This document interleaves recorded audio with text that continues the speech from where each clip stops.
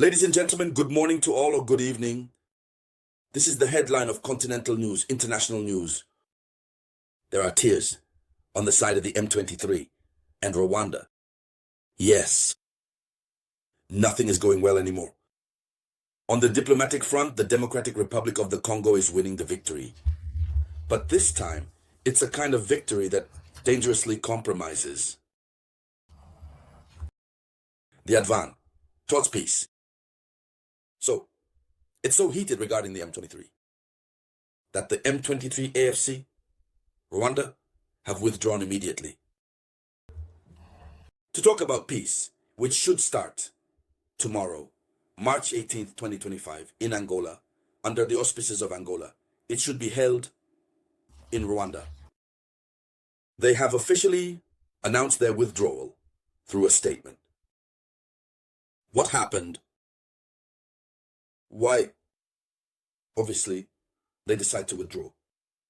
The reason is quite simple. The reason that the M23 put forward is simple. But the other underlying reasons, we will also see, we will talk about that. The first reason is the severe sanctions that the European Union has just pulled out of its hat to apply to the M23. But be careful. Beware, it is because of these sanctions that the M23 withdrew from the talks.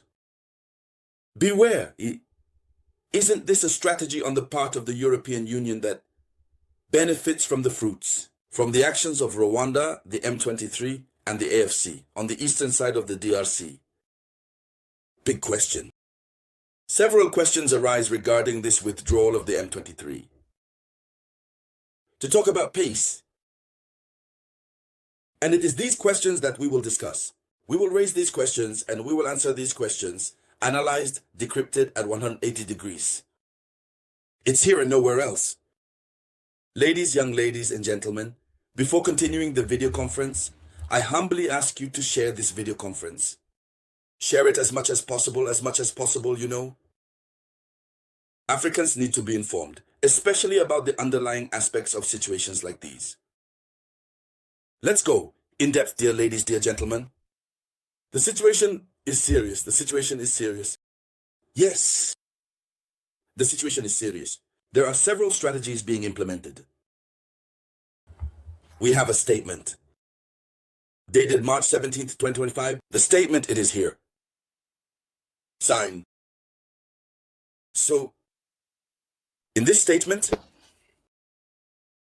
the Congo River Alliance, AFC, and the M23 express their deep regret to note that certain international institutions, this is the content of the statement, they regret to note that certain international institutions are deliberately working to sabotage peace efforts in the Democratic Republic of the Congo, making the long-awaited talks impossible with successive sanctions imposed on members of the AFC and the MNP-23, including those adopted on the eve. The Luanda discussions seriously compromise direct dialogue and prevent any progress. This incomprehensible, equivocal, and ambiguous attitude only strengthens Mr. Felix Tshisekedi in his warmongering policy. Furthermore, the AFC M23 draws the attention of national and international opinion to the fact that the forces coalition of the Kinshasa regime continue their campaign, warmongering, through multiple ground attacks and aerial bombings, etc., etc. Here is the essence of the communiqué. But I tell you, tears towards the end of the communiqué. We will come back to this. I want to see shares. I want to see shares and likes, please. Share as much as possible. Yes, share the video conference. Give it lots of likes and especially put our political slogan in the comments. Right, daring is already winning. You cannot come here to watch the video conference without leaving a single comment. That's not good. So, several people have been sanctioned. First, we have Joseph Musanga Bahati, alias Rasto Colonel Bahati. He is the governor of the North, Kivu, under the control of the ANC. Congolese nationality, the reason for his sanction, he is responsible for serious human rights violations and active support to armed conflicts in DRC. We have Gasabo Gold Refinery.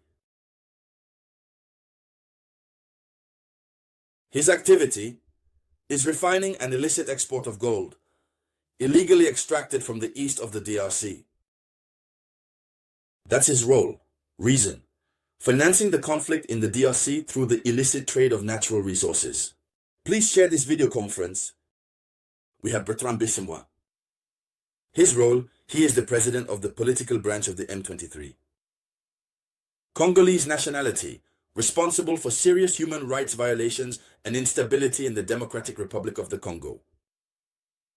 We have Ruki Karusi, alias Rocky. His role: he is the Major General Commander of the Rwandan Army Special Forces. Commander of the Rwandan Army Special Forces. His role? What is it? He is of Rwandan nationality. The reason for his sanction is direct support for the M23's military operations in the DRC, violating Congolese territorial integrity. So we have desired Rukomera, of Rwandan nationality. His role: he is the head of recruitment and propaganda for the M23. So you can imagine, Rwandan nationality. His role is to recruit and carry out propaganda for the M23. So we have a whole list. These are just the centenarians. There are many of them. So it's because of this that the M23 FC and the Rwandan soldiers, Rwanda, they say, they are withdrawing from these talks, which are supposed to take place tomorrow in Luanda, Angola. So we saw that. But let's take a step back. Yes, with this list already, we see that Rwanda is clearly involved. Officials, high-ranking Rwandan officials, are sanctioned. This is a diplomatic victory. It's a victory for us. When we assume that the European Union, the European Parliament, is somewhat sincere, we can say that it's a victory. But knowing the Westerners, we can also say it's a strategy. We ask ourselves a question: did they even want the talks to take place? First question. Yet, these are the people who just sanctioned, serving the European Union. That's a second hypothesis. It might not be real. It might not be real. But those who are sanctioned there serve the European Union.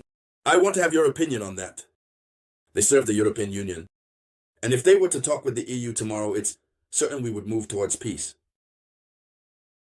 Isn't it a strategy for them to retreat? The question of peace so that these people can continue to work and then enrich them? Question mark. But what remains clear is that Colonel Nanga and his troop are crying, since in the statement they did not fail to mention it. Maranatha, they say it clearly. They say this: they inform the national and international public opinion that during this time, Kinshasa continues to carry out ground attacks, indiscriminate bombings on densely populated areas as well as on their population, using fighter jets, CH-4 combat drones. So, they say that under these conditions, holding talks has become impossible. Whatever happens, we will continue to follow this news, everything that will result from it. We will return here on the Tribune of Awakening Consciousness to be able to discuss it. Thank you to everyone. Thank you for sharing this video conference as much as possible. I will get back to you shortly with new updates. This was the voice of your one and only Samurai.